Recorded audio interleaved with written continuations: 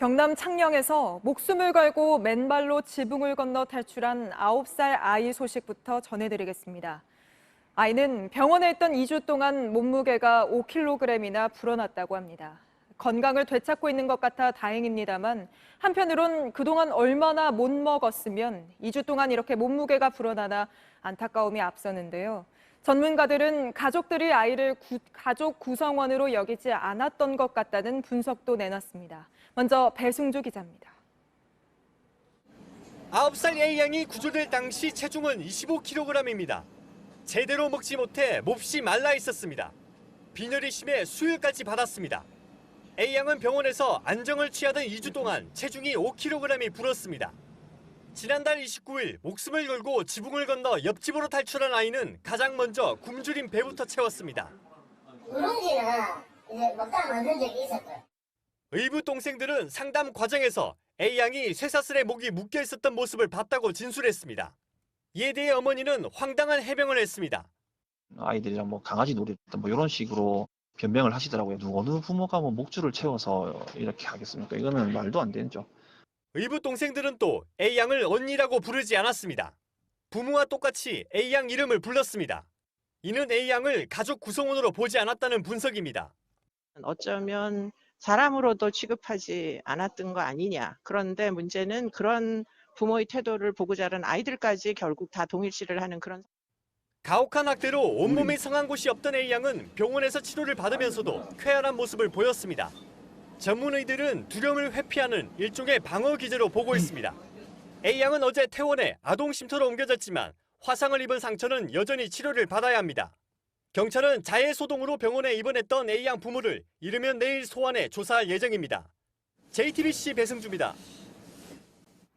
그런가 하면 여행 가방에 갇혀 짧은 생을 마감한 또 다른 9살 아이가 아버지 동거녀에 이어 아버지한테도 맞았던 걸로 경찰 조사에서 드러났습니다. 경찰은 오늘 이 아버지도 입건하고 동거녀의 끔찍한 학대를 알고도 모른 척했는지 역시 조사하고 있습니다. 계속해서 윤두열 기자입니다. 9살 아들이 여행용 가방에 갇혔을 때 아버지는 집에 없었습니다. 이에 따라 경찰은 가방 학대를 동거녀의 단독 범행으로 보고 있습니다. 하지만 경찰이 오늘 친아버지를 참고인에서 피의자로 전환했습니다. 지난해부터 최근까지 아들을 때리는 등의 학대를 했다고 본 겁니다. 경찰 조사에서 폭행을 시인하기도 했습니다. 아버지 그 이제 이름을 체벌한 게 나와. 이제 손바닥을 때리거나 이제 이런 게 있었는데. 하지만 훈육 목적의 체벌이었지 학대는 아니라고 주장한 것으로 전해졌습니다. 경찰은 구체적인 폭행 횟수와 방법 등을 추궁하고 있습니다. 또 아들의 몸무게가 또래보다 훨씬 적은 23kg에 불과한 점, 숨진 아들의 몸 곳곳에 눈에 띄는 멍과 상처가 있었던 점 등에 비추어 동거녀의 학대를 아버지가 알면서도 방조했을 가능성도 조사하고 있습니다. JTBC 윤두열입니다. 정부도 대책을 내놨습니다. 전국적으로 어린이집을 가지 않고 집에서 양육하는 아동을 모두 조사한다는 게 핵심입니다. 예전부터 이 부분이 취약한 건 정부도 알고 있었지만 조사를 제대로 못했었죠. 이번에는 제대로 될 수 있을지, 보완할 점은 뭐가 있을지 이상화 기자가 취재했습니다. 6년 전이었던 인천 아동학대 사건. 부모의 상습 학대에서 탈출한 11살 아이 모습을 보고 많은 사람들이 충격을 받았습니다. 이 사건 이후 교육부와 복지부는 초등학교 예비 소집에 오지 않거나 장기 결석하는 아동을 매년 조사합니다. 2018년엔 예방접종과 건강검진 기록으로 학대 위기 가정을 찾는 빅데이터 시스템도 만들었습니다. 그래도 빈틈이 생기자 정부는 조사 범위를 더 넓히기로 했습니다. 학교와 유치원에서 관리가 되는 7세와 5세보다 더 어린 3세 아이들 중에 어린이집에 가지 않고 집에서 키우는 아이를 조사 대상에 넣은 겁니다. 학대 이력이 있는 가정은 더 들여다봅니다. 최근 3년간 학대 관련 신고가 있었던 가정이 대상입니다.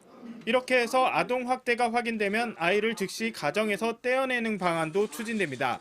충격적인 아동 학대 사건이 우리 사회에서 다시는 발생하지 않도록 당장 할 수 있는 일들은 즉각적으로 시행하고 보완할 점도 많습니다. 또 현장에서는 사실 애를 분리했을 때 데려다 놓을 곳이 없다.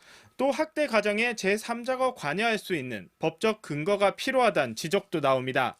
전수조사 좋고 분류해놓고 뭐 이런 게 좋은데 이런 대책 마련을 했을 때 더불어서 들어가야 될 것이 이 개입할 수 있는 인원이라든지 어떠한 프로그램이 있는가. 정부는 8월까지 종합 대책을 확정하기로 했습니다. JTBC 이상화입니다.